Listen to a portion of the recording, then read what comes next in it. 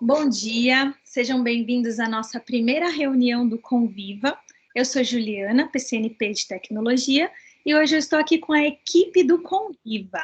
Então, eu vou apresentar para vocês, né? Sejam bem-vindos os mediadores, os vice-diretores e os diretores de escola, das escolas que não têm mediador. Então, vocês já conhecem, né, a equipe do Conviva, mas só para matar um pouquinho da saudade, então a supervisora Yolanda. Meu bom dia a todos, espero que estejam todos bem, com saúde. Supervisora Edna. Meu bom dia também para todo mundo, é uma satisfação fazer parte aqui dessa equipe, não é? Trabalhar ao lado aí da Yolanda, do Roberto, né? Da Edilene, da Ju, e agora com vocês. Muito prazer. Supervisora Edilene. Bom dia a todos, espero que estejam bem, com saúde e firmes aí para iniciar nosso trabalho. Obrigada. Isso. PCNP Roberto. Olá, bom dia, como vão? Espero que estejam bem, fiquem em casa, todos os cuidados, e vamos que vamos. Vamos lá, então eu vou começar colocando o PPT aqui, e aí vocês vão me dando um feedback para passar. Tudo bem, Yolanda? Tudo bem. Eu vou deixar a minha câmera e o meu áudio fechado, se vocês precisarem de mim, eu estou aqui. Um lembrete. A nossa interação vai ser pelo chat aqui nos comentários do YouTube. Então, se você tem alguma coisa para perguntar, se você tem alguma dúvida, pode colocar aqui no chat, pode ser durante a fala. Então, a supervisora Yolanda vai começar a fala, e se você tiver alguma dúvida e quiser colocar, já pode escrever. Esse nosso vídeo é gravado, mas nós vamos estar ao vivo interagindo e respondendo as perguntas de vocês no chat. Caso a sua pergunta já passou, e não é mais a supervisora Yolanda que está falando, a gente vai pedir para vocês escreverem. Yolanda, por favor, e aí vocês colocam a pergunta, direcionar para quem falou aquele tema que você tem dúvida para responder, ok? Então, vamos lá. Bom, essa é a nossa primeira formação do Conviva agora de 2020, e nós temos como tema dessa formação de hoje a convivência ética virtual. Então, vamos falar um pouquinho da ética, que nada mais é do que a ética que se baseia no respeito ao espaço do outro, no exercício da convivência cotidiana. Esse é o tema que nós vamos tratar hoje. Lembrando que o programa Conviva SP, ele existe por força da resolução SE 48 de 2019, que institui o programa Conviva SP no âmbito da rede pública estadual de educação. Nós sabemos que a escola é uma das principais instituições educacionais, e esse sistema, todos os dias, é desafiado a conciliar o conteúdo, a conciliar o trabalho na sala de aula com o contexto social em que vivem os nossos alunos e no seu entorno. E os indicadores nos mostram que há um desequilíbrio e que ainda está presente nesse ambiente escolar, e que requer a implementação da cultura de paz, e que nos mostra uma necessidade de ações educacionais que articulem a escola à rede protetiva. Essa é uma das principais ações do Conviva, né? Essa cultura de paz. Nós temos aí na nossa tela os objetivos do programa Conviva. Primeiro, estabelecer a estratégia de apoio e acompanhamento às equipes docentes e dirigentes no processo do ensino-aprendizagem. Contribuir para que o clima escolar positivo, por meio de um ambiente de aprendizagem colaborativo, solidário e acolhedor. Contribuir também para a melhoria desses indicadores de permanência e aproveitamento escolar. Promover e articular a participação ativa da família na vida escolar dos estudantes da rede do ensino estadual e articular e fortalecer a rede de proteção social no entorno dessa comunidade escolar. Pode passar, Ju.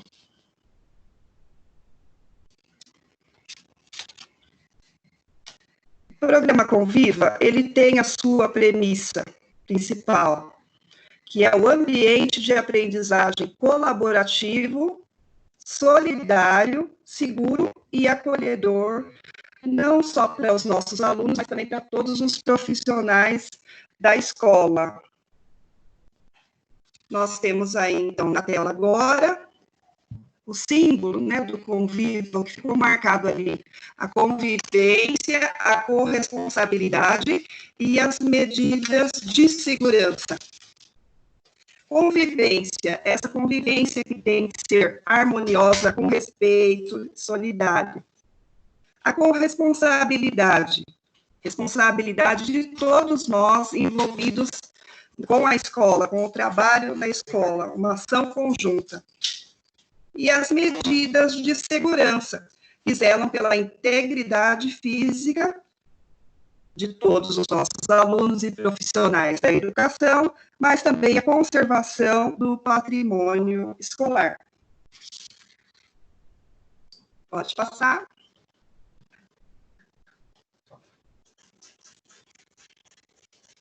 Aí nós temos um organograma do Conviva, mostrando as ações integradas para a melhoria do clima escolar em prol da aprendizagem dos nossos alunos. Então, no primeiro, nós temos ali, ó, o MMCE, Método de Melhoria da Convivência Escolar. Esse método, ele foi criado nos moldes do nosso, já, né, utilizado MMR, e está ligado ao questionário do clima escolar.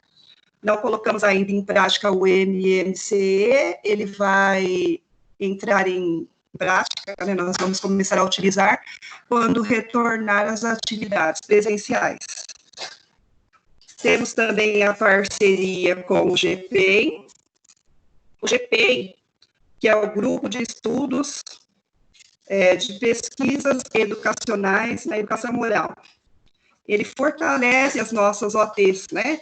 Acontece esse grupo, essa união lá na Secretaria da Educação.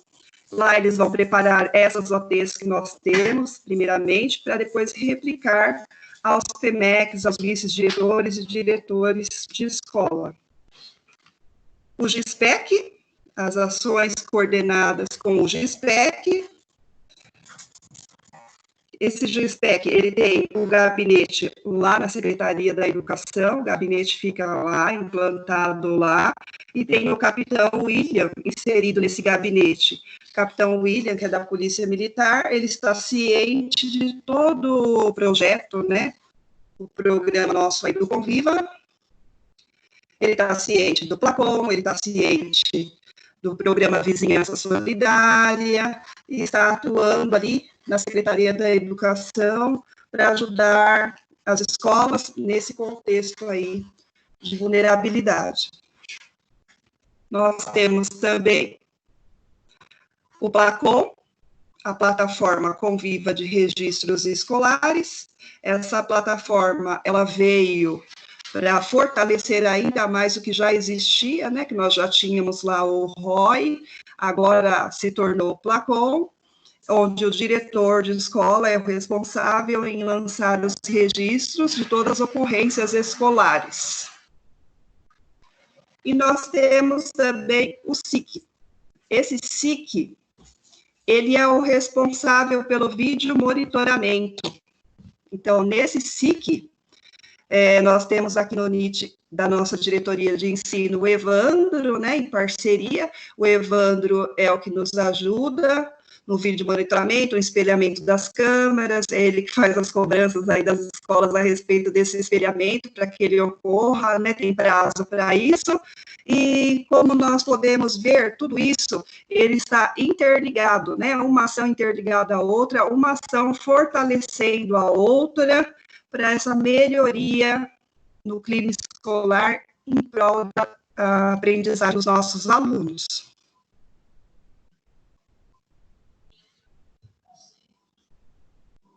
Pode passar, Ju. Pode passar. Pode voltar um pouquinho, volta naquela tela laranja, por favor. Isso. Bom, com a preocupação e o cuidado com os profissionais da educação, nesse período de distanciamento social aí causado pela essa pandemia, estão acontecendo no Centro de Mídias SP palestras todas as segundas-feiras, no horário ali do almoço, das 12 às 13 horas, com especialistas. Essas palestras, elas tratam da saúde emocional, do autocuidado, a organização do tempo de forma positiva nas redes sociais e da valorização da vida. Eu acho que vocês já devem ter visto chamadas, né, no WhatsApp, às vezes um grupo manda para o outro, do horário em que acontecem essas palestras e do tema. Tem sido muito importante essas palestras para nós, ela é ali curtinha, né, aquela videoconferência curtinha, mas de extrema importância nesse momento aí do distanciamento social para nós educadores. Passo a palavra agora para o Roberto, que dará continuidade à nossa reunião. Olá, dando sequência, a gente vai para o percurso formativo. Na sequência, apresentamos o tema central, que trata da convivência e problemas do mundo digital, principalmente nessa época de isolamento social, em que todas as necessidades estão sendo atendidas via internet. Propomos uma reflexão sobre a convivência digital e como a escola pode atuar com os estudantes e suas famílias diante dos problemas virtuais. Pode passar, Ju, por favor. A seguir, nós apresentamos os objetivos, que são conhecer os principais problemas da internet, compreender os benefícios e os desafios da convivência virtual, discutir o conceito de identidade digital, refletir sobre o papel da escola na formação dos estudantes e orientação às famílias sobre a ética digital. Finalmente, conhecer os protocolos organizados pelo Grupo de Estudos e Pesquisas Educacional, e Pesquisas em Educação Moral, que é o GPEM, e vai acompanhando a gente a respeito do isolamento físico. Pode passar, Ju. Obrigado. O conceito de identidade digital mostra que todas as nossas postagens caracterizam a nossa imagem diante do mundo. A internet é uma vitrine e somos vistos a partir do que postamos, curtimos ou comentamos. Quando postamos fotos, vídeos, publicações, comentários, quando compartilhamos mensagens, toda a informação que está na internet se associa ao nosso nome, à nossa identidade digital. Vou passar a próxima. Apresento agora algumas reflexões que norteiam o nosso trabalho de formação dos adolescentes e dos jovens. Como queremos ser vistos? Como queremos que as pessoas nos tratem? E, finalmente, o que podemos fazer para que as pessoas sejam tratadas do mesmo jeito que queremos que nos tratem, com respeito? A gente pode iniciar pensando em responder essas perguntas. A gente pode tentar fazer um exercício e pensar sobre isso. A próxima tela, por favor. Agora, o Conviva apresenta os crimes mais corriqueiros que ocorrem na internet. Se eles acontecem é porque falta respeito e empatia nas pessoas que os cometem. E o nosso ponto central é este. O que podemos fazer enquanto instituição que tem a responsabilidade de formação das crianças, adolescentes e jovens para o desenvolvimento dos valores morais e, consequentemente, de atitudes mais éticas e solidárias. A gente vê na tela 10 crimes virtuais que foram separados. A gente inicia com fake news, que é o que está muito na moda, que a gente ouve falar bastante, e que nada mais é do que uma expressão usada desde o final do século XIX, um termo em inglês, que quer dizer notícia falsa, notícia disseminada na internet. Os motivos para que sejam criadas notícias falsas são diversos. Em alguns casos, os autores criam manchetes absurdas com o claro intuito de atrair acessos aos sites e assim faturar com a publicidade digital. No entanto, além da finalidade puramente comercial, as fake news podem ser usadas apenas para criar boatos, reforçar um pensamento por meio de mentiras e da disseminação do ódio. Dessa maneira, prejudicam-se pessoas comuns, celebridades, políticos, empresas.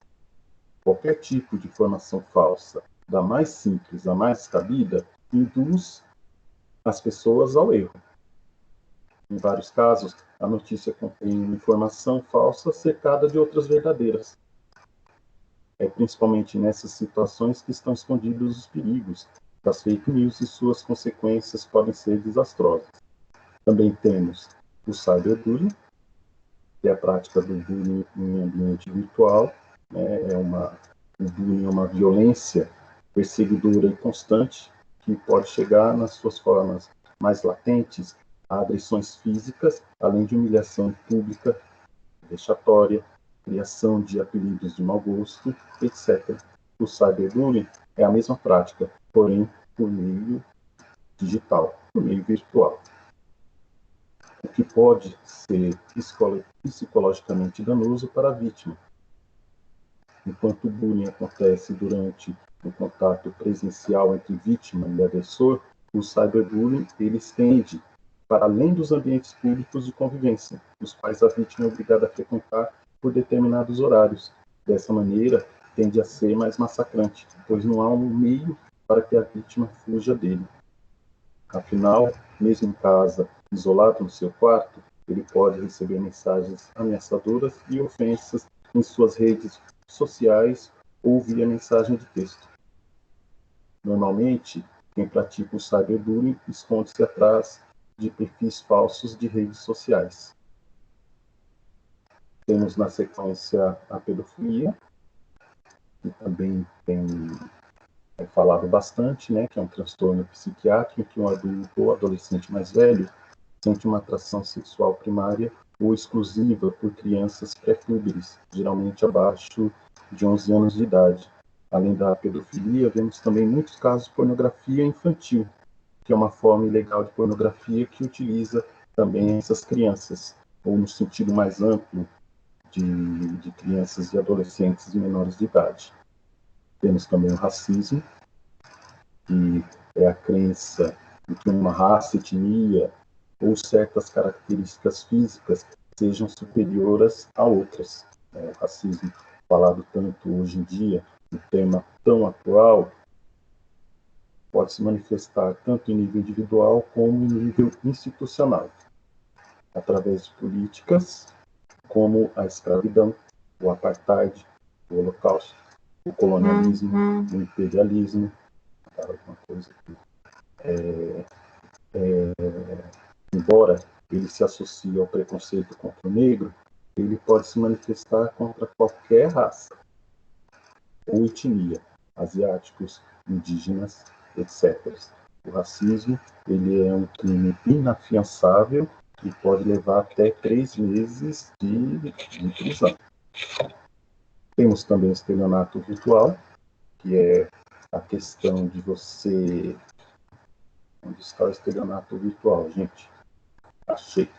Era aplicado em ambiente digital, é o fato de sites espelhados, onde a pessoa espelha um site e você pode efetuar uma compra que você nunca verá. Tá bom?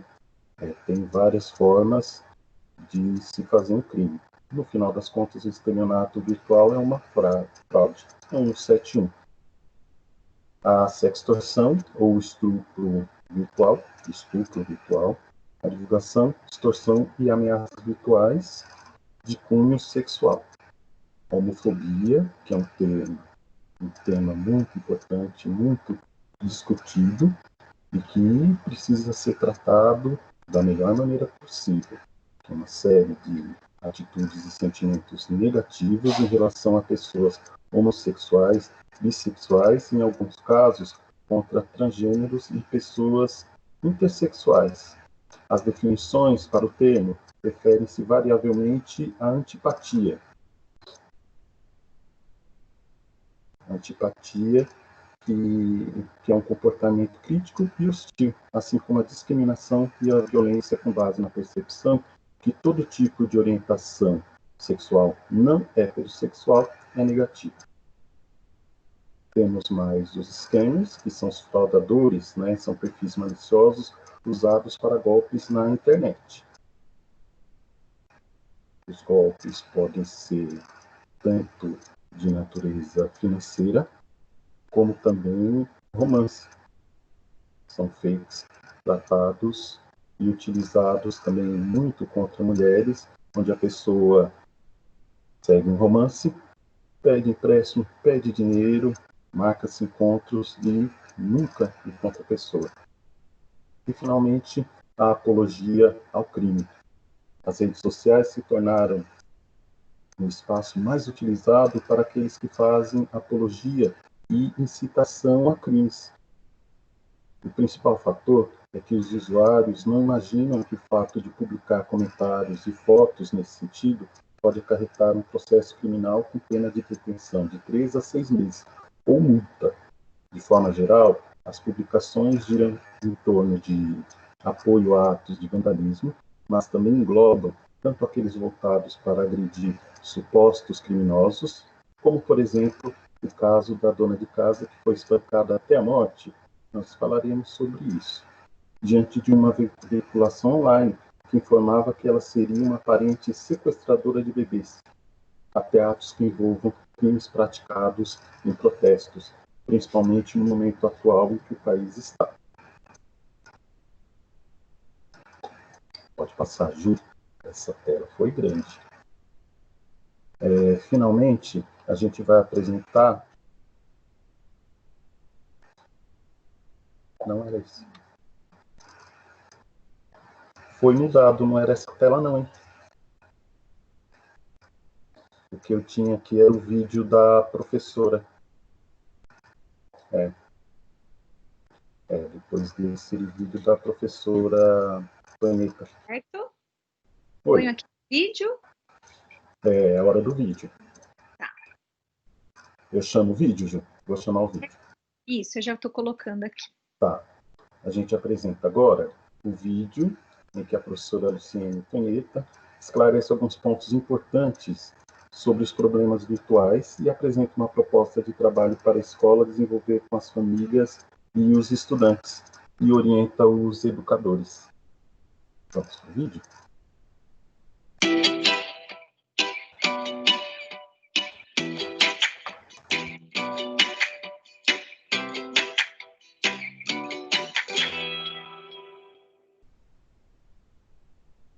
Bem-vindos à nossa videoaula e que vamos tratar da convivência, que, aliás, é a principal preocupação do Conviva, né?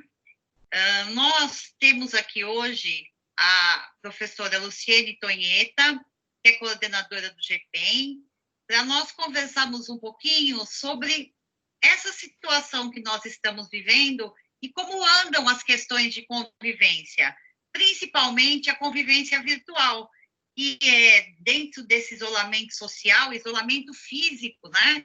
Porque nós acabamos tendo relações sociais por meio das redes, por meio dos ambientes virtuais. Como que nós podemos trabalhar com as questões de convivência nesse momento? Luciene, seja bem-vinda. Obrigada pela sua disponibilidade. É um prazer participar com você, Sandra, e participar junto com os gestores, professores que vão nos assistir e contribuir para um momento tão importante, um momento tão diferente que nós estamos vivendo. Bem, nós fizemos aí, Luciene, um relatório, né? Levantamos junto às escolas informações sobre a convivência, em especial o clima relacional, né?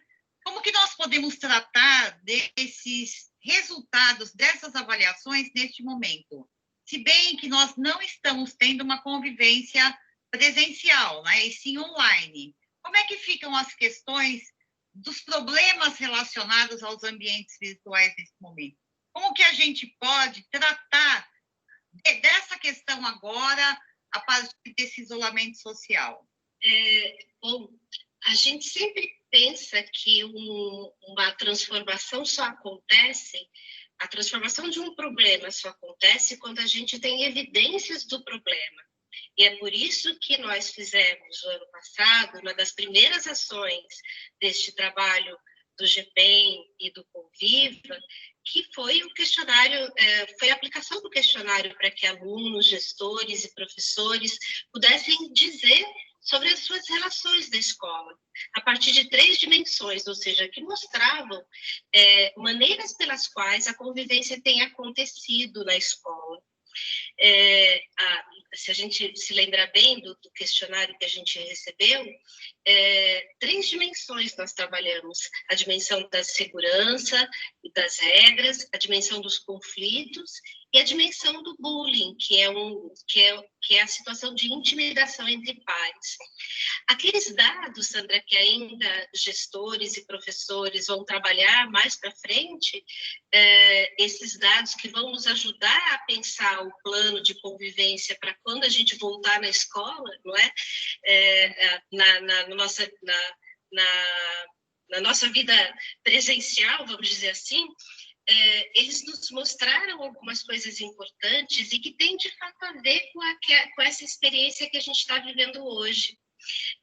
Naquele questionário, a gente encontrou um dado super interessante, que as situações de cyberbullying são as mais apontadas pelos alunos como problemas de intimidação entre pares. E outra coisa interessante também é que onde acontecem os problemas de intimidação não necessariamente são dentro da escola, mas são também no entorno. Isso significa 2 coisas importantes para a gente: que os problemas que as crianças e adolescentes estão vivendo durante esta pandemia ou durante este momento de isolamento social, eles não são apenas resultantes deste momento, eles são agravados por este momento, porque eles já existiam. A gente já tinha visto, e olha só, há uma relação, uma correspondência muito forte com os problemas da comunidade em que esses meninos vivem, do entorno, das famílias que eles vivem. E há também um problema, já havia antes um problema de cyberbullying, ou seja, da falta de respeito, da intimidação que acontecia nas redes sociais ou nas formas de convivência social. E nós sabemos que isso é exatamente essa é a grande dimensão, ou as grandes dimensões que nós vamos ter que trabalhar agora, neste momento.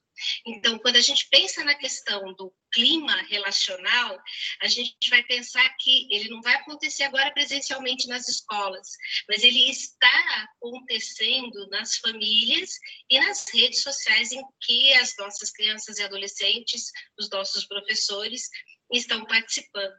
Ou seja, nós temos 2 grandes problemas agora. 2 grandes problemas que formam 2 outras dimensões. Então, se antes a gente tinha um menino que jogava lixo no ventilador, o menino que saía da sala de aula e não voltava, o menino que xingava, aqui cuspia, ou a que agredia fisicamente, o que mentia, o que subornava, agora nós temos isso do ponto de vista virtual. Ou seja, da mesma forma que esses meninos não sabiam conviver com seus pares e com os demais na vida real, vamos dizer assim, na vida virtual isso acontece também. Só que eis um momento que a gente vai ter que dar muito mais atenção a esta questão da vida virtual, porque ela já é a nossa vida de agora. Não é mais uma extensão da nossa vida presencial, mas ela é a própria vida agora. Então, dar atenção aos fatores, a essa responsabilidade que nós temos enquanto instituição formadora, quanto escola, é dar aos meninos a possibilidade de repensarem sobre a maneira pela qual eles estão se comportando nas redes sociais e como eles tratam, como eles compartilham, como eles se colocam nessas redes sociais, até porque todos os compartilhamentos, todas as ações que nós executamos na internet mostram, na verdade, elas constituem, na verdade, uma identidade virtual, ou seja, quem nós somos. E como isso já faz parte da nossa vida, então, as postagens que nós fazemos, as coisas que nós curtimos, mostram quem a gente é e como a gente quer ser visto. Então, eis a necessidade da escola poder intervir e ajudar para que no momento em que tantas fake news, linchamentos virtuais, perseguições, sextorções, ou seja, tantos problemas que nós temos vivido da convivência digital, sejam temas de reflexão com os nossos meninos e meninas, porque eis agora o grande problema que nós estamos vivendo. Mas há um segundo problema quando a gente faz um diagnóstico deste momento. Nós não tivemos tempo de fazer um diagnóstico mais acertado das condições das escolas públicas do Estado de São Paulo nesse momento de pandemia. Mas nós temos dados de pesquisas da OCDE e de outras tantas investigações que nos mostram a necessidade de pensar também num problema bastante evidente neste momento e que tende a se agravar, que são as situações de sofrimento emocional.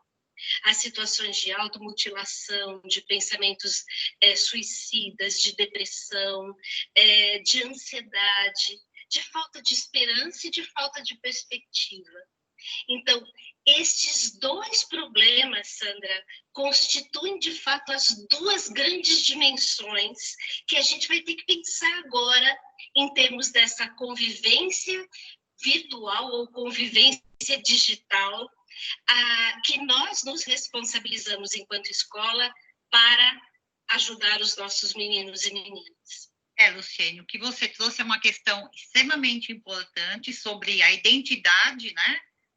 Como nós nos identificamos virtualmente. E é assim que nós vamos ser reconhecidos pelas redes sociais, pelas pessoas em geral, né? Agora, a partir das pesquisas de vocês, as pesquisas do GPEM, como lidar com essas duas questões, né? De trabalhar com a identidade, né, virtual e também trabalhar com os valores relacionados àquilo que as pessoas postam. E eu vou um pouquinho além.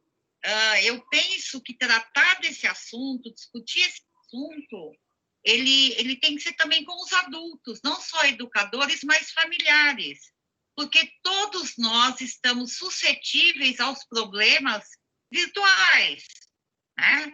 Não só nas redes sociais, mas a questão do estelionato em sites de compras e linchamentos, né? Como você colocou, qualquer coisa que a gente poste pode se voltar contra nós.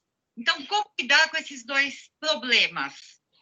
Sandra, a primeira coisa que a gente vai ter que discutir, e os professores terão exatamente um ATPC para isso, né, que o pessoal do Conviva preparou, a ideia de que nós estamos no momento em que, mais do que cyberbullying, que seria o bullying virtual dos pares, nós estamos vivendo numa pandemia de cyberagressões, ou seja, o cyberbullying é um tipo de cyberagressão. A cyberagressão, ela pode se dar por diferentes maneiras e advinda de diferentes também pessoas e de diferentes relações que nós estabelecemos com elas. O cyberbullying é algo bastante sério, porque acomete meninos e meninas cujas relações estão próximas.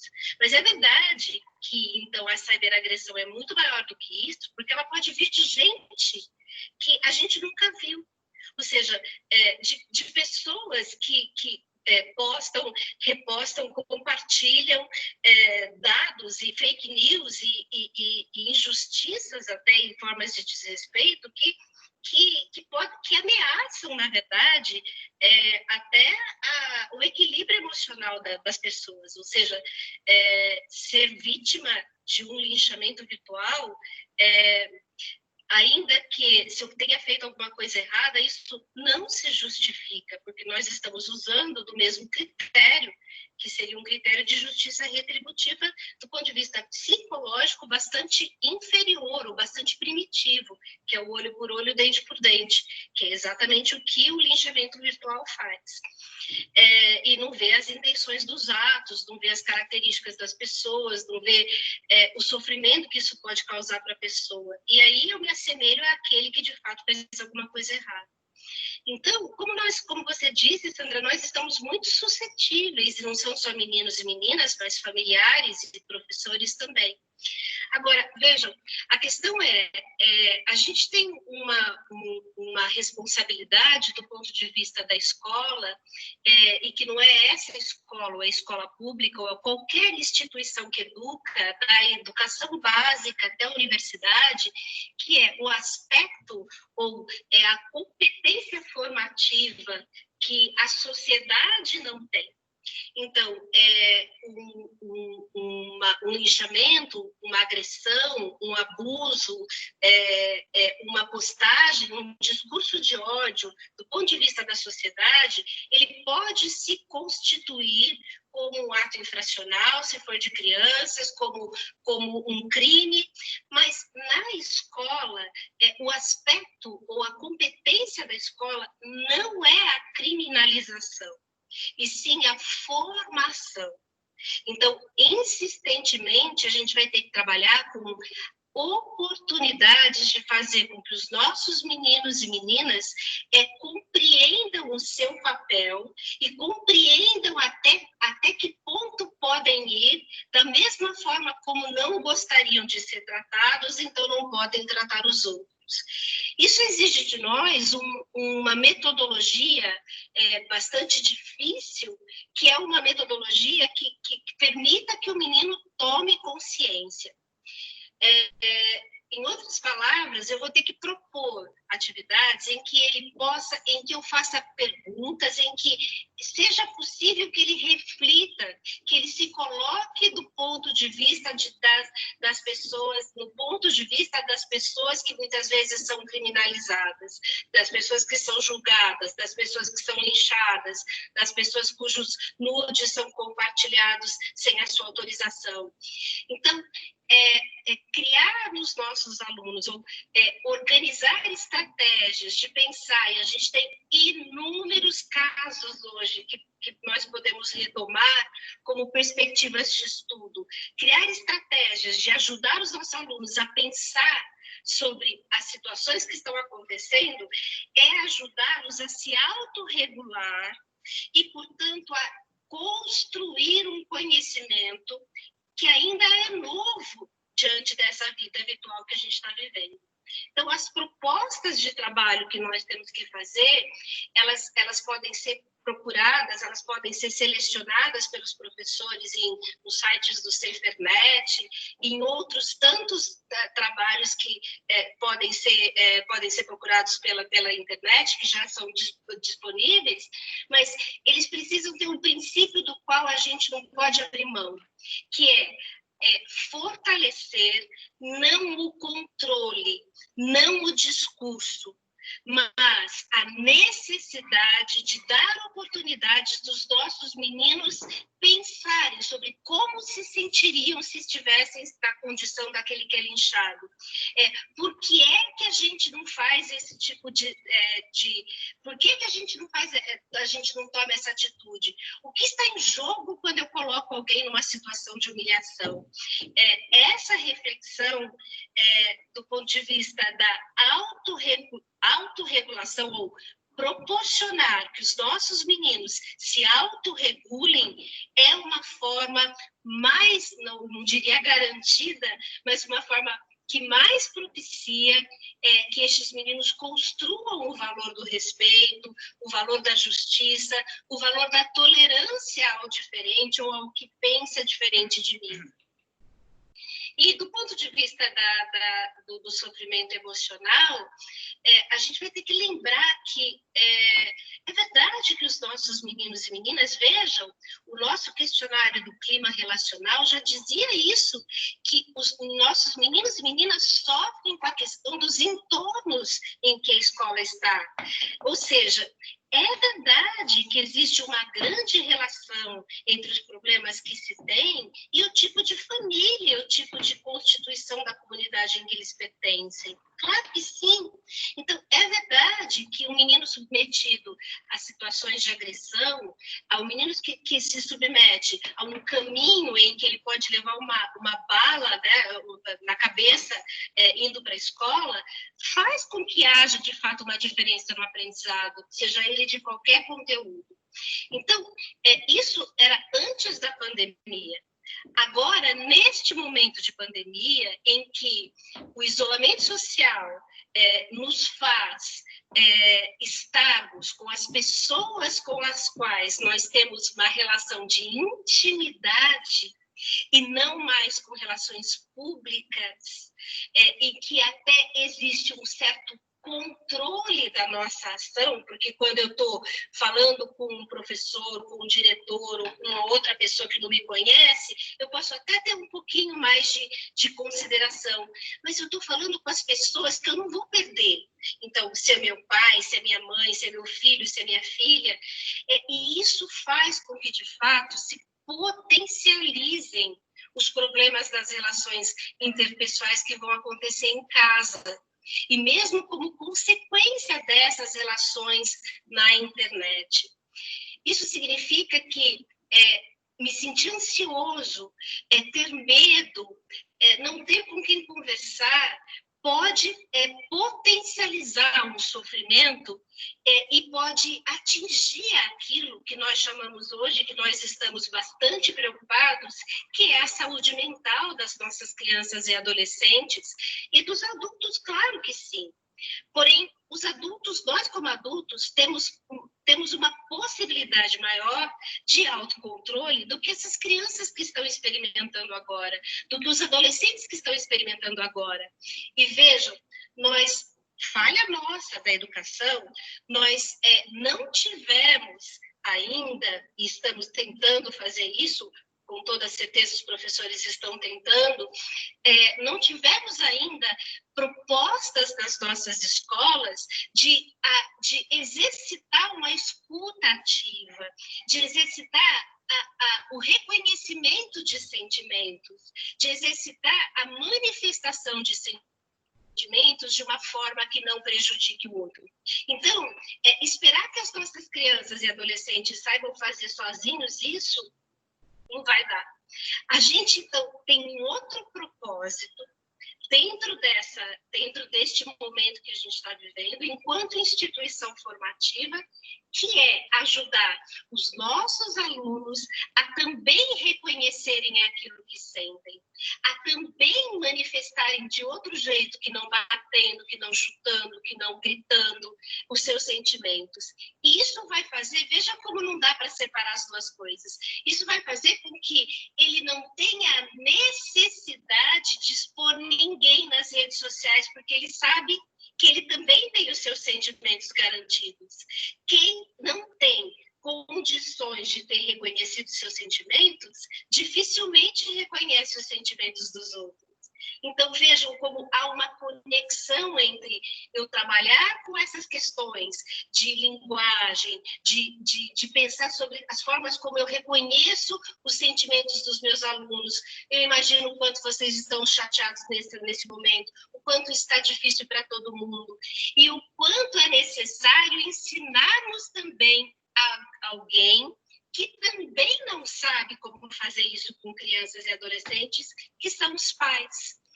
Ou seja, a necessidade hoje de trabalhar com as famílias, a necessidade de trabalhar com crianças e adolescentes da perspectiva de que eles precisam de espaços para terem acolhidos os seus sentimentos e terem um espaço de escuta, alguém que os escute.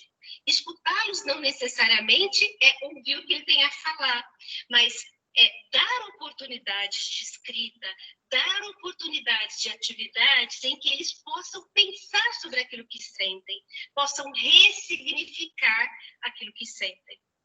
E é por isso que nós, né, o Conviva e o GPEM, preparamos algumas atividades para as escolas trabalharem, tanto com as famílias, quanto com os adolescentes e jovens, e também com as crianças, na verdade, porque as próprias crianças ficam numa situação muito difícil, né? Os pais têm que trabalhar, muitas vezes não dão a atenção que eles querem, que eles precisam, então gera lá um ambiente, por vezes, tumultuado também. Então, Luciene, eu gostaria que você falasse um pouco dessas atividades que nós organizamos para as escolas trabalharem com as famílias, com os alunos e com as crianças, finalmente. Nós nos propusemos a organizar um conjunto de propostas que de fato dessem conta, né, Sandra, nesse princípio que a gente acredita e de que a gente está apostando agora nessa parceria do GPEM com o Conviva, de pensar enquanto existe uma construção que é de dentro para fora, e de quanto não vai adiantar a gente dar lição de moral para os meninos e meninas ou mandar para a polícia os problemas que estão acontecendo, claro, salvem exceções, mas que a necessidade da gente pensar em propostas que façam com que os meninos pensem sobre aquilo que eles estão sentindo, sobre as responsabilidades que eles têm, sobre os valores que eles têm. Então, existem todas essas propostas que nós fizemos, elas são baseadas num princípio que é da construção, e a construção por um processo de autorregulação do sujeito. E aí a gente organizou, e o Conviva vai disponibilizar, algumas atividades para os alunos que são adolescentes, então pensando em como os meninos e meninas se veem diante dos problemas de compartilhamento de informações, da convivência digital, como é que eles podem, como eles podem se organizar e como eles podem também acompanhar a sua evolução quanto a não compartilhar coisas que façam com que o outro se sinta desrespeitado e como eles também precisam, como eles também querem ser respeitados. Então, a gente preparou propostas em que os meninos podem pensar sobre as suas próprias ações.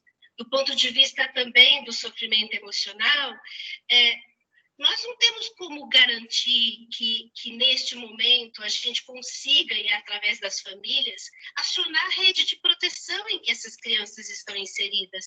Claro que em casos de agressão física, de abuso, de violência doméstica, se nós soubermos, se os pais souberem, se os vizinhos souberem, é claro que cabe uma denúncia, cabe uma ajuda, uma necessidade. Agora, eu acho, Luciene, que vale a pena esclarecer, isso eu acho que tem que ficar muito claro. Existem situações que são realmente criminosas ou são atos infracionais. Não tem o que fazer. O que a gente precisa rever são as situações mais cotidianas que não caracterizam um crime ou um ato infracional e que muitas vezes chegam na polícia, né? Essas situações, elas podem ser resolvidas de uma forma restaurativa, justamente meio daquilo que você falou, da reflexão, da autorregulação, né? De um trabalho consensual. Mas existem casos, como você disse, né? O abuso, a violência física, isso realmente não dá para passar por cima. É só esclarecer um pouco mais essa questão. Verdade, Sandra. E é por isso que a gente preparou, então, algumas propostas, porque nós não vamos ter como encaminhar todas essas crianças e adolescentes que muitas vezes sofrem um tipo de agressão em casa, ou não tem a quem procurar, não tem com quem conversar, não tem quem as acalme, não é? Não tem quem as lhe dê esperança, não tem quem acolha os seus sentimentos, aqueles que ela não sabe como dizer. Ela não sabe, a criança não sabe dizer se ela está com medo, se ela está angustiada por essa falta de perspectiva do futuro, que ela está preocupada com o pai que está desempregado e o pai que está bebendo muito. E o adolescente também não sabe dizer isso. Então, o que a gente precisa neste momento para trabalhar com as questões de sofrimento emocional? De estratégias que ajudem os meninos a pensar ainda que sozinhos, sobre os seus próprios sentimentos, de estratégias que ajudem os meninos a controlar aquilo que sentem e a encaminhar algo que é extremamente necessário neste momento que a gente está vivendo, que é uma perspectiva de futuro. A gente perde essa perspectiva de futuro quando a gente não sabe até onde vamos nessa situação, quando é que nós vamos voltar deste problema, o que vai acontecer com os nossos empregos, o que vai acontecer com a escola. Então, essa falta de perspectiva de futuro causa, de fato, um grande sofrimento nas crianças e adolescentes, que nós, professores, não tem nada de nos sentir culpados por isso, e nem responsabilizados do ponto de vista, então, de que nós vamos ter que resolver tudo. De forma alguma, como a Sandra disse, tem casos que vão ter que ser encaminhados, mas também nós podemos agir como forma de prevenção. A gente vai lembrar que quando a gente trabalha com as questões de convivência ética, a gente está pensando na ética como vacina. E como vacina, a gente está pensando em estratégias de prevenção. É claro que quando a doença está instaurada, a gente tem que curar. Então, existem estratégias que a gente chama de curativas, né? Que são estratégias pontuais. Mas nesse momento que nós não temos como estar com as crianças, como é que a gente vai ouvi-las? Como é que a gente vai dar conta dessas questões?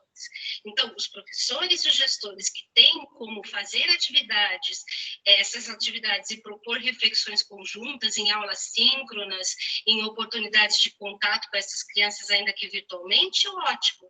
Mas e aqueles que não têm?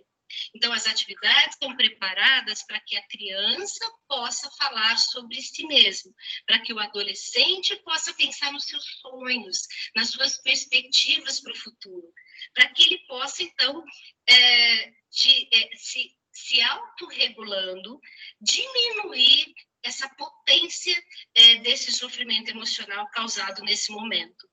E é por isso que a gente preparou essas atividades, tanto para adolescentes, que vocês terão, as atividades para as crianças, que a gente está também preparando com bastante entusiasmo, e para os pais. A gente tem um vídeo de uma pessoa do GPEM, e a Sandra vai estar organizando isso, para falar com os pais. Então, a estratégia é que a gente possa fazer chegar até os pais também a necessidade deles se sentirem acolhidos, a possibilidade deles também terem formas mais equilibradas até de cuidar das relações com seus filhos.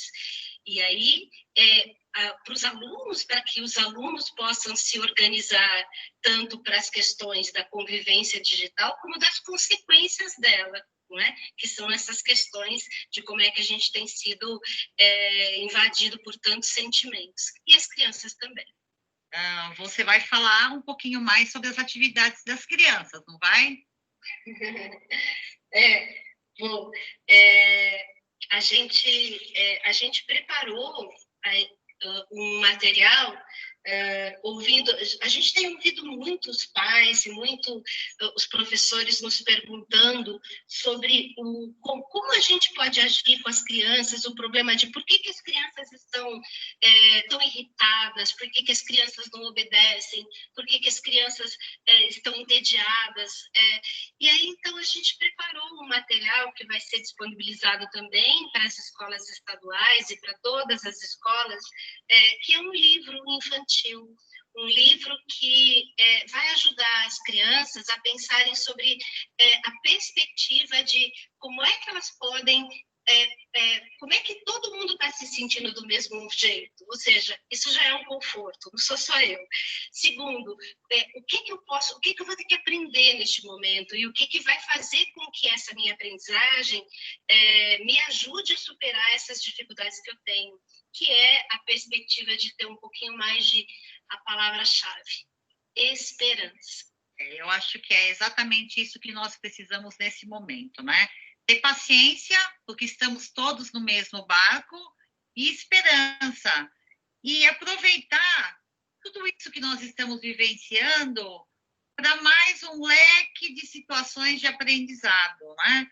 Porque eu acho que tantos momentos importantes, bonitos, de comemoração, quanto aqueles momentos, digamos assim, de sofrimento, né? De privação, todos eles nos trazem um grande aprendizado, certo? Então, é aproveitar para refletir sobre essas questões.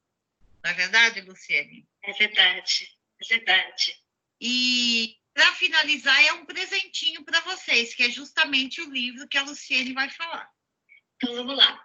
Este livro vai estar disponível para todo mundo e ele, na verdade, é um livro infantil, mas ele não serve só para criança, ele serve, de fato, para aquele que é humano. E, mais do que nunca, nós estamos testando a nossa humanidade, não é? Então, eu vou ler para vocês. Era uma vez um moleque, correndo, brincando, pulando, dançando, fuçando, perguntando. Já pode comer o pão? Espera, moleque. Ainda não. Eram 2 vezes e o moleque, gritando, comendo, chutando, empurrando, lambendo e perguntando. Já pode brincar lá fora? Espera, moleque. Não é hora. Eram 3 agora às vezes, e de novo o moleque, chorando, sorrindo, mancando, acordando, dormindo e perguntando. Já pode sair na rua? Espera, moleque, se aquieta, que a rua está toda deserta. E era de novo e de novo. E mais uma vez o moleque, já entediado, cismado, estafado, duvidando, desanimando, esbravejando e esperando. E cansa. Moleque, descansa. Joga peão, pega-pega, faz avião, escorrega, escreve canção, pinta o chão, cozinha, faz macarrão, ou brinca de cabra cega, que o seu coração sossega. Moleque, então aprende que se não dá para mudar um presente, a gente muda o que sente e sonha que tudo vai melhorar. Sabe como se chama o sentimento para aprender neste momento que não tem como mudar? O nome disso, criança, só pode ser esperança. É isso. Parabéns. Como sempre, lindas histórias infantis. E como você mesma disse, também servem para os adultos, né? Então, gente, tudo isso vai estar disponível nessa pauta que nós vamos encaminhar para vocês. E agradecemos muito a presença da Luciene, parabéns pelo lindo trabalho, agradeço a parceria maravilhosa que nós temos com o GPEM e agradeço a atenção de todos e até a nossa próxima videoaula.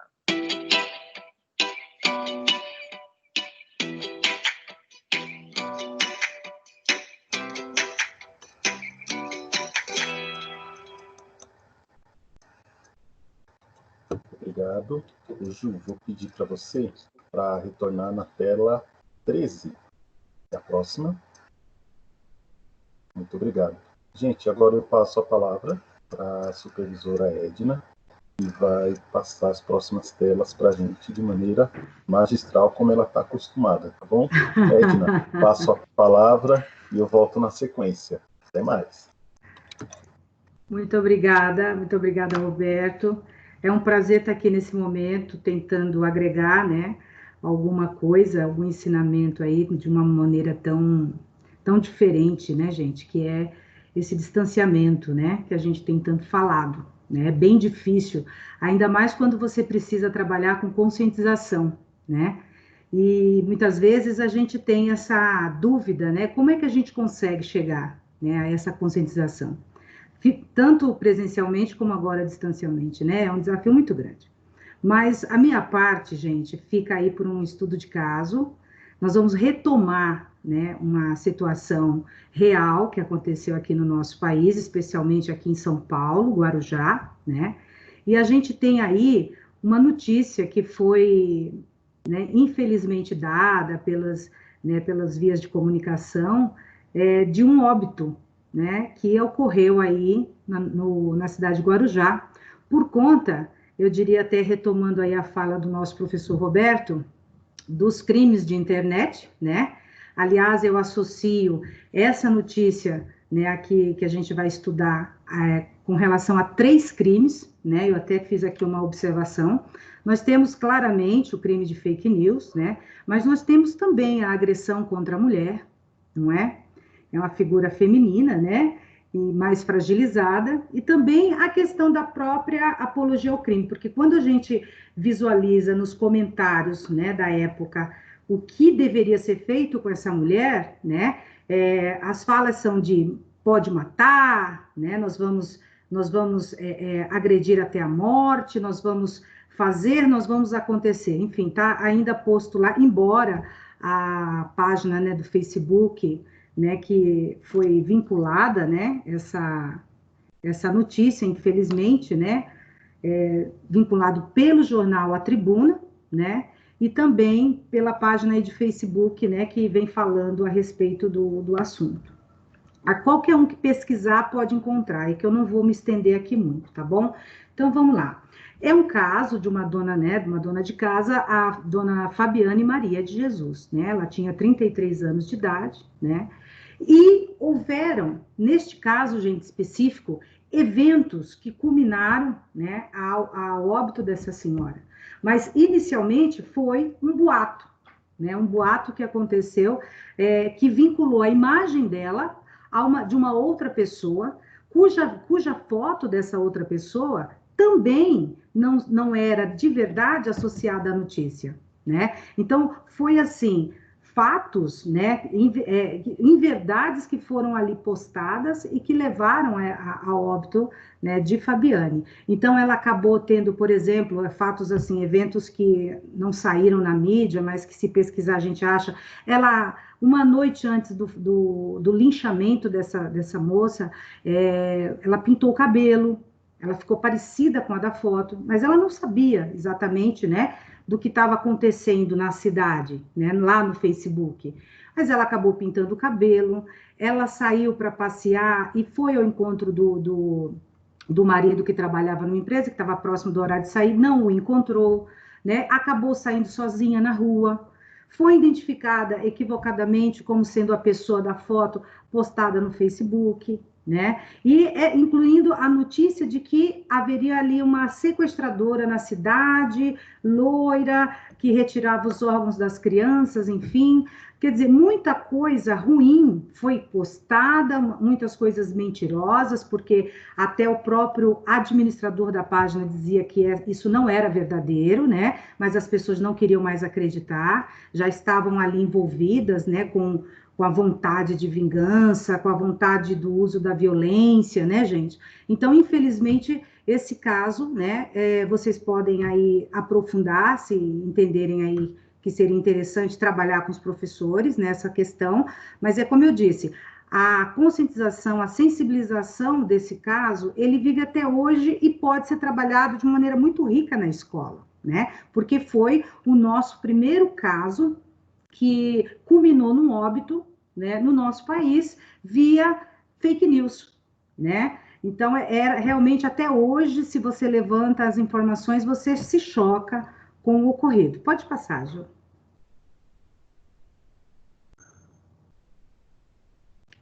Então, o advogado, na época dessa senhora, ele disse o seguinte, né? Que ela começou a andar na rua, né? E já foi agredida. Algumas pessoas teriam visto... Oi, eu preciso dar uma lida lá, Ju. Dá uma volta lá para mim. Isso, obrigada. Algumas pessoas teriam visto na página Guarujá Alerta, hospedada no Facebook, o retrato falado de uma mulher que estaria sequestrando crianças em Guarujá e pensaram que se tratava de Fabiane. Foi espancada porque acharam que ela era uma pessoa de uma foto. Amarraram-na, arrastaram-na e a levaram até o Morrinhos 4. E a espancaram violentamente, deixando no mangue. A polícia militar preservou o corpo, achando que ela estava morta, né? Ela não teve tempo de se defender, né, dessas agressões. Tal foi o nível de violência e a rapidez com que isso aconteceu, tá bom? Pode passar, Ju. Muito bem.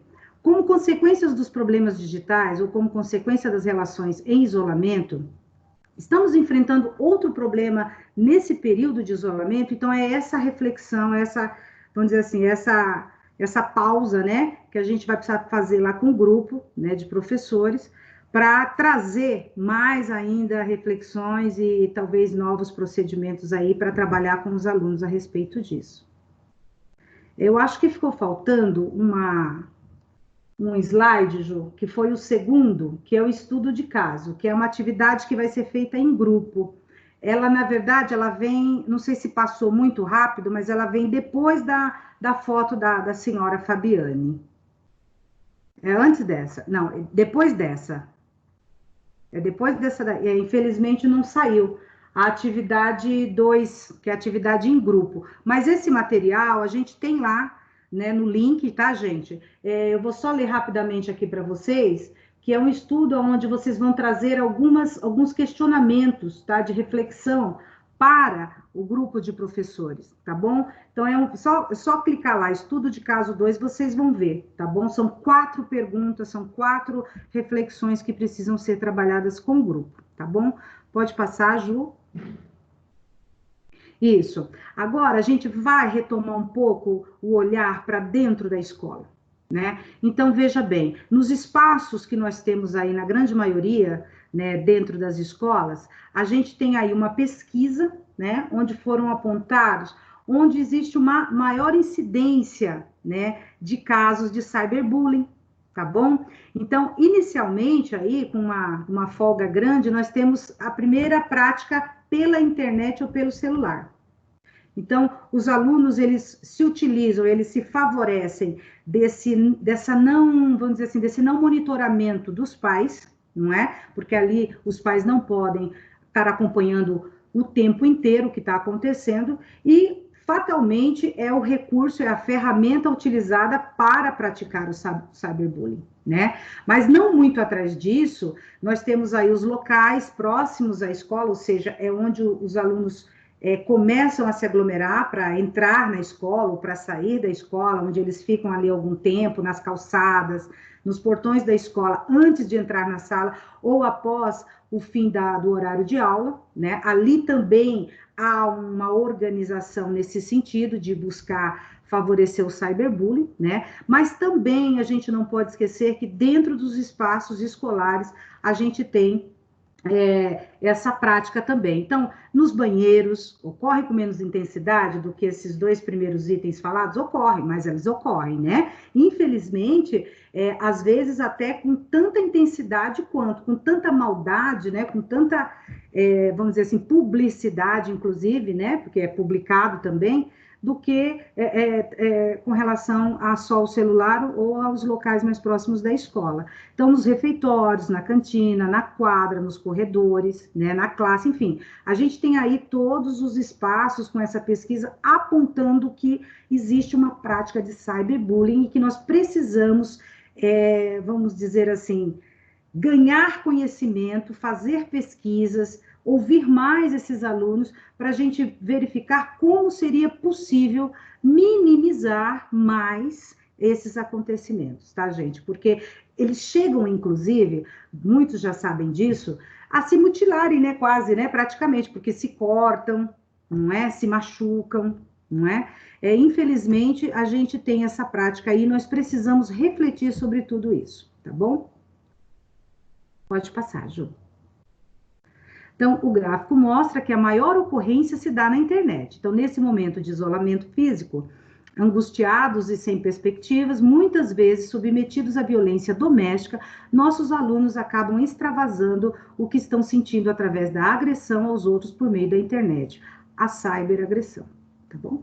Então, é isso que a gente espera, que dentro desse material vocês tenham condições de trazer para o professor o nível de gravidade que existe, né, nessas práticas e tentar minimizar. A sugestão, como formação aqui, que a gente está nesse momento de reflexão, seria trazer mais os pais para essa discussão, né, dentro da escola, buscar alertá-los mais a respeito dessa incidência e tentar minimizar, gente, esses impactos negativos que, infelizmente, acabam também chegando no aprendizado, na qualidade daquilo que o aluno tem para aprender, tá bom? Então, a minha contribuição é essa, qualquer dúvida, como a Juliana já passou no início, a gente estará lá, né, com vocês acompanhando ao vivo, para que possa estar respondendo alguma dúvida que vocês possam ter, tá bom? Espero ter contribuído, né, com vocês nesse momento. Muito obrigada, passo a palavra.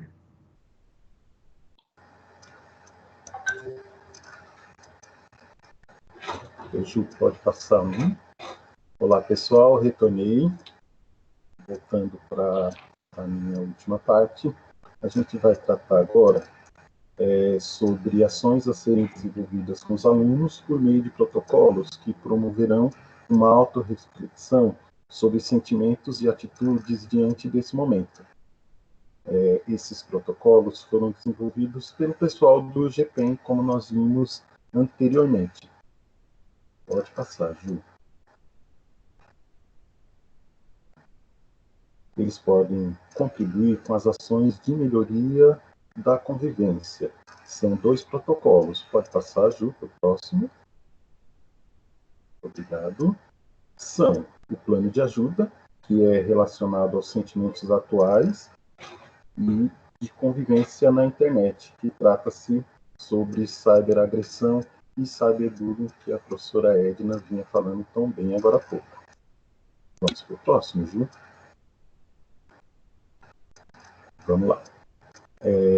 O protocolo do plano de ajuda, trata-se de uma atividade que visa fortalecer a expressão e o reconhecimento dos sentimentos durante o período de isolamento, devido à pandemia. São 4 questões, onde atribui-se uma nota. O aluno vai escolher um dos requisitos para responder. Vai ficar com ele, isso aí é totalmente individual. Ele vai responder, vai pegar esse documento, ele vai respondendo e vai consultando no decorrer do tempo. O objetivo, pode passar, Ju? O objetivo ao incentivar a participação dos alunos nessa atividade é oportunizar o autoconhecimento e favorecer sua autorregulação na convivência digital, né? Lembrando que é um documento totalmente individual e deve ser guardado para que ele possa rever e se autoavaliar quando achar necessário. Esse documento será colocado, né? A gente vai passar esse documento. Depois, você vai poder analisar, trabalhar com os alunos, se quiser, pode trabalhar até com os professores. É um exercício muito bacana e interessante de se fazer. Vamos para a próxima, Ju.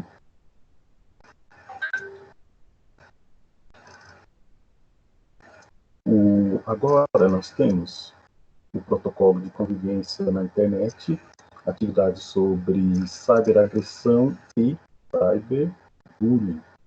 Também trata de uma reflexão sobre as atitudes na internet. Esse protocolo ele é maior, né? É como se fosse um diário de convivência. E as atividades visam auxiliar os adolescentes a reconhecerem suas atitudes na internet, de forma a conscientizar e oferecer reflexões para outras formas de agir e ajudar. Nesse documento, ele analisa o que ele tem feito. E aí ele vai dando graus maiores ou menores de acordo com a sua atitude. Também muito bom para se trabalhar com os alunos, lembrando que é um documento totalmente individual, ele vai fazer se ele quiser, se ele se sentir bem para fazer, e vai se autoavaliando com o tempo. Quando ele dá uma olhada, e aí precisa ser lembrado a ele que ele tem esse documento, né? Relembrando que os alunos devem preencher e guardar suas respostas, como disse anteriormente, revisitar o material semanalmente, que é o que o GPM pede, mas como ele é totalmente individual, a pessoa vai fazer de acordo com a sua vontade, né? Principalmente nesse tempo de isolamento, talvez a vontade apareça um pouco mais, né? Ou dependendo da pessoa, um pouco menos. E lembrando, mais uma vez, que não são obrigados a responder nem entregar para ninguém, mas as perguntas podem ajudá-los no reconhecimento de seus sentimentos e suas ações. Tá bom, pessoal? Agradeço bastante a participação de vocês. Estarei no chat para responder qualquer questões que vocês tenham. Tá bom? Passo a palavra à professora Edilene.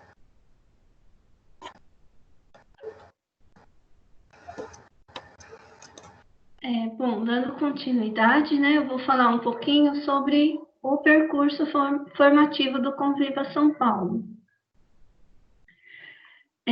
Nós temos aí, Ju, a primeira página onde mostra o livro do Espera Moleque, da Luciene Tonheta. Isso, obrigada. A autora, ela já falou um pouco, né? Ela leu o livro durante o vídeo que foi apresentado nessa formação.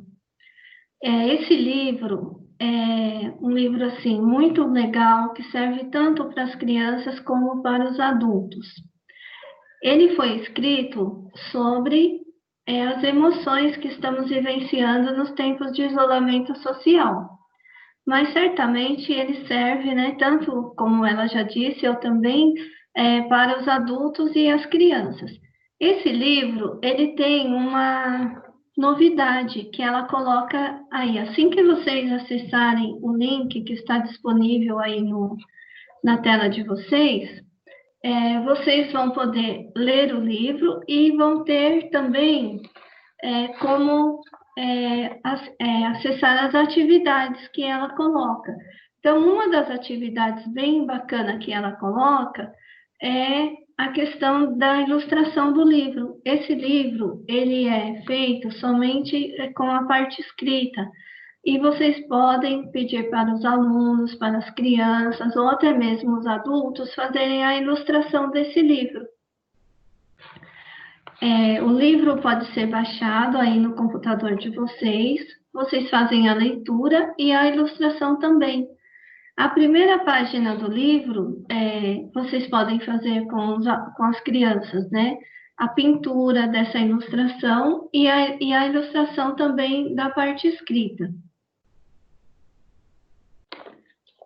Bom, os desenhos que vocês fizerem, como os alunos fizerem, eles podem ser enviados para o e-mail da editora, que é esperamoleque@editoradones.com.br, com o nome e a idade de quem fez as ilustrações. Além disso, ela apresenta também várias atividades, como ela já colocou no vídeo, né? Estão disponíveis essas atividades que foram preparadas pelo GPEM para crianças e 2 vídeos, um para adultos e outro para as crianças, produzidos pela autora Luciene Tonheta. Pode passar, Ju.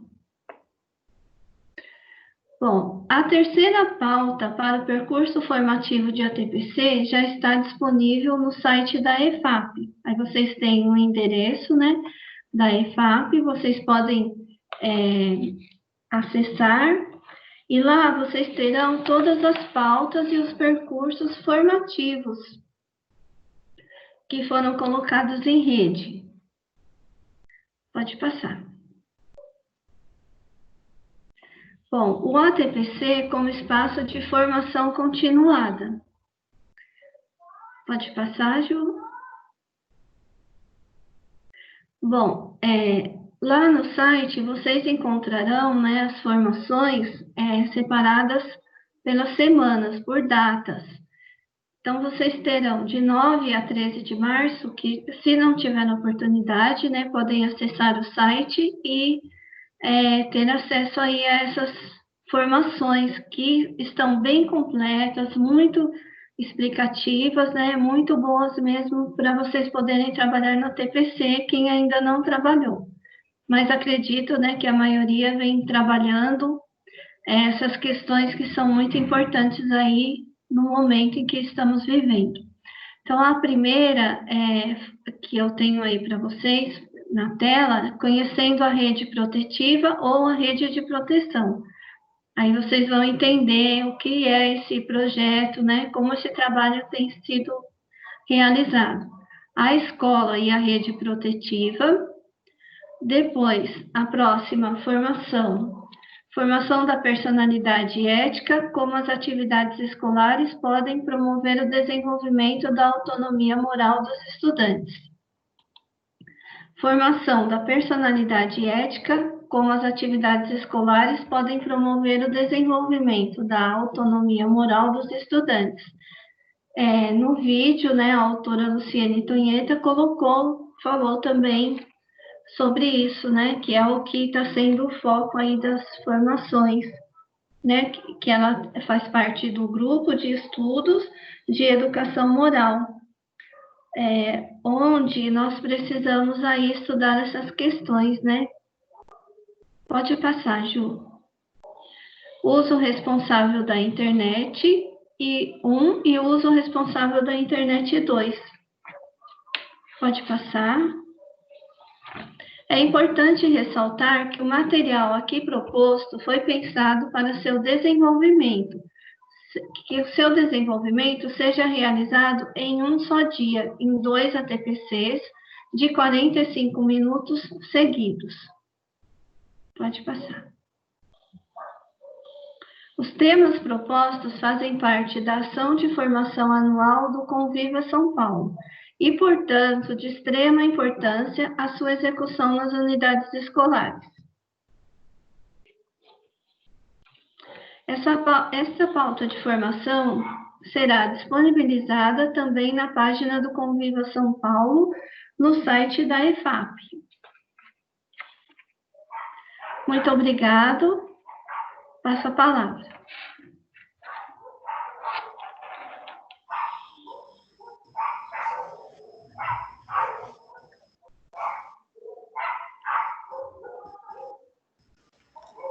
Bom, por aqui nós chegamos ao final da nossa apresentação. Esperamos, assim, ter ajudado a vocês, né, a conhecer um pouquinho mais a respeito dessa problemática do uso da internet, essa questão toda que envolve, né, a ética no uso da internet, nossos alunos, né, a preocupação da Secretaria da Educação nesse momento de isolamento, de afastamento que nós estamos vivendo, em preocupar-se, assim, conosco, né, com as nossas emoções, com os nossos sentimentos enquanto educadores, e também nos nossos alunos, nas suas casas, com as suas famílias, né, distante da escola nesse momento. Então, a gente percebe uma preocupação, sim, deles. Várias reuniões aconteceram a respeito do programa aí do Conviva, e também tudo voltado para essa parte emocional. Edna, quer falar alguma coisa?